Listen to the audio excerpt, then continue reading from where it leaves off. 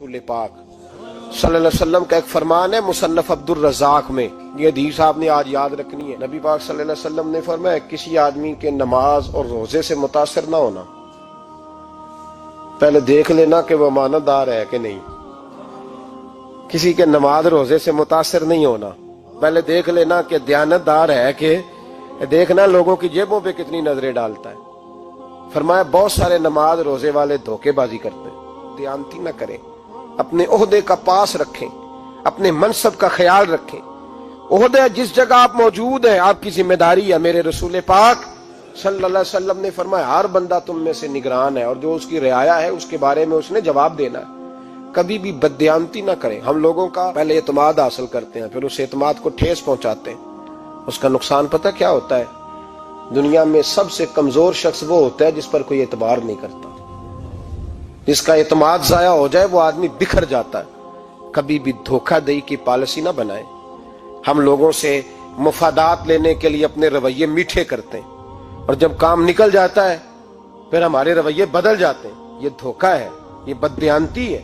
इसको अल्लाह रसूल ने पसंद नहीं किया। मेरे नबी पाक अलैहिस्सलाम ने फरमाया जिसमें तीन बातें पाई जाए वो तो मुनाफिक है। अगरचे उलमा कहते हैं यहाँ मुनाफिक इत्कादी मुराद नहीं, मुनाफिक अमली मुराद है, लेकिन हुजूर ने फरमाया मुनाफिक है। या रसूलुल्लाह कौन? फरमाया वो बंदा जब बात करे तो झूठ बोले, जब वादा करे तो मुखालफत करे, जब अमानत रखी जाए तो बददयानती करे। ये तो बंदा मुनाफिक है।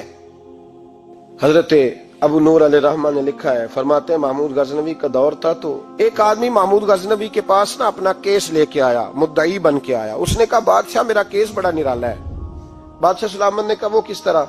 कहने लगा ये मेरे पास एक थैली है, मैं ना सफर पे जाने लगा तो ये थैली पूरी हीरों की भरी हुई। फलां इलाके के जो काजी साहब है ना, मैं जाती दफा मैं कहीं सफर पे जा रहा था तो मैं उनके पास छोड़ गया कि रास्ता लंबा है, कहीं कोई मुझसे छीन ना ले, हीरों की भरी हुई थी। कुछ दिनों के बाद मैं वापस आया हूं, काजी साहब ने मुझे थैली वापस की है तो इसमें हीरों की बजाय खोटे सिक्के निकले। अब मैंने काजी साहब से कहा है तो काजी साहब तो मेरे गिरेबान तक आते हैं, वो कहते हैं बता कहीं से फटी है, खुली है?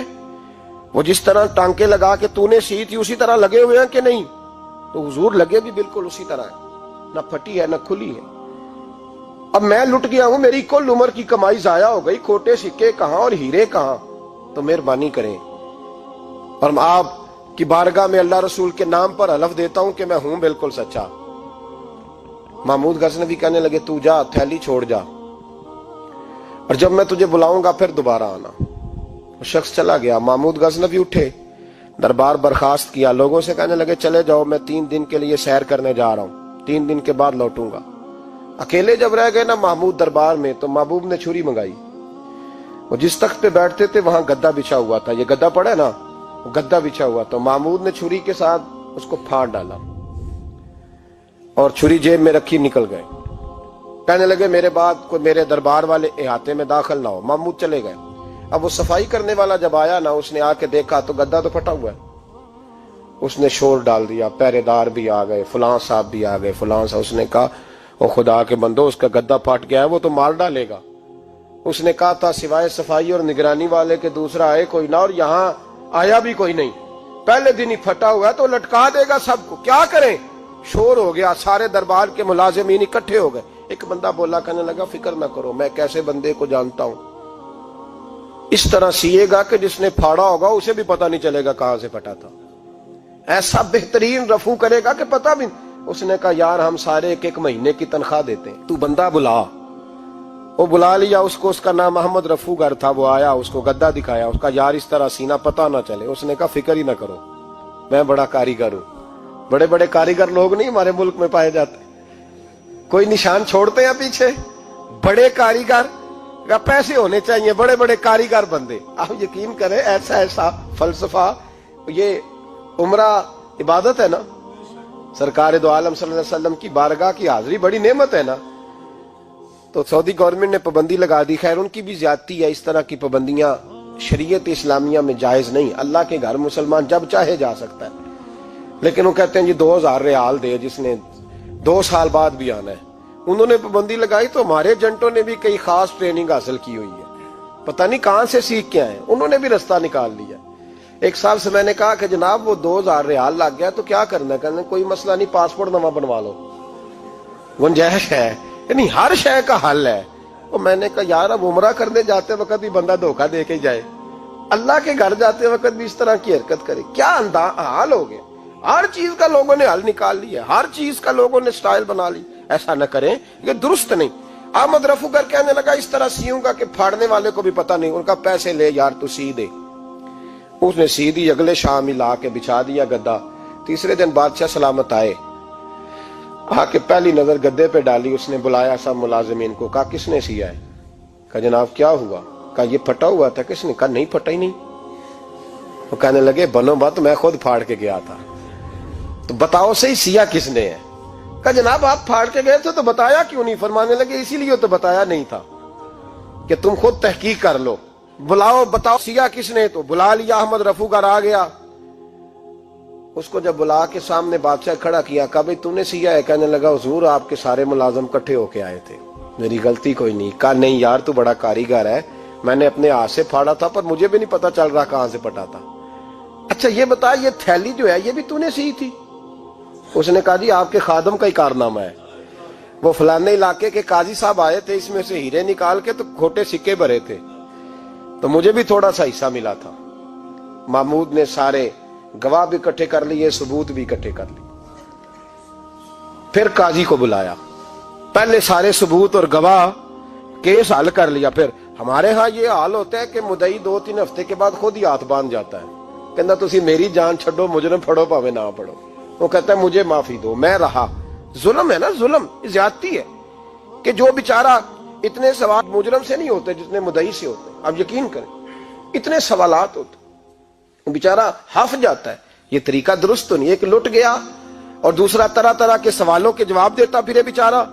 سارے ثبوت اکٹھے کر کے قاضی صاحب کو بلایا، تنہائی میں لے جا کے محمود غزنوی نے کہا قاضی صاحب آپ سے غلطی ہو گئی، غریب آدمی تھا، وہ لٹ گیا ہے، اس نے تو بڑی مشکل سے کچھ ہیرے جمع کیے تھے اور اس کی کل کائنات تھی، تو آپ اس کا مال اسے دے دیں، بات ختم۔ قاضی صاحب کہنے لگے آپ مجھ پہ الزام لگا رہے ہیں، سوال ہی نہیں پیدا ہوتا۔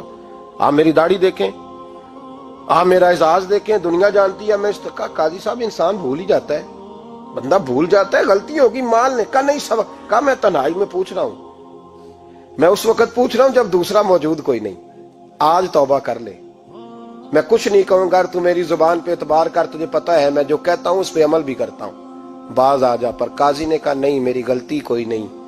محمود نے پھر بڑے دربار میں بلا لیا، مجمع عام میں۔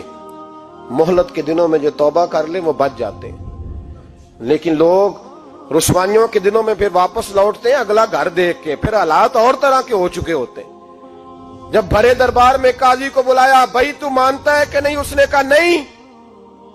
تو کہا بلاؤ احمد رفو گر کو۔ جب احمد رفو گر آیا تو بوڑھے قاضی کی ٹانگیں کانپنے لگی، جملے ٹوٹنے لگے، لفظ زمین پر گرنے لگے، بات صحیح نہیں ہوتی، زبان لڑکھڑانے لگی۔ محمود کہنے لگے قاضی میں نے تجھے کہا تھا وہاں مان جا بات، اب بڑے دربار میں بول۔ تو جب قاضی صاحب کی گردن خود بخود جھک گئی تو دنیا سمجھ گئی، کہا نکل جا میرے دربار سے۔ محمود بولے نکل جا، اتنی تجھے عزت دی، اتنی بڑی تنخواہ دی، قاضی بنایا، اور یہ تھوڑی سی رقم کے لیے، تھوڑی سی رقم کے لیے تو بددیانت ہو گیا، چل چلا جا، نکل۔ قاضی دربار سے نکلا تو لوگ لعنتیں برسانے لگے۔ کل جو دکانیں چھوڑ کے سلوٹ کرنے آتے تھے وہ کہنے لگے اس کی عمر دیکھو، اس کے کام دیکھو، دیکھو اس نے کیا کیا۔ گھر گیا، بچے جن کے لیے پاپ کمایا تھا، جنہاں لی تو پاپ کمائے ہن کتھے نہیں ہو تیرے گھر دے۔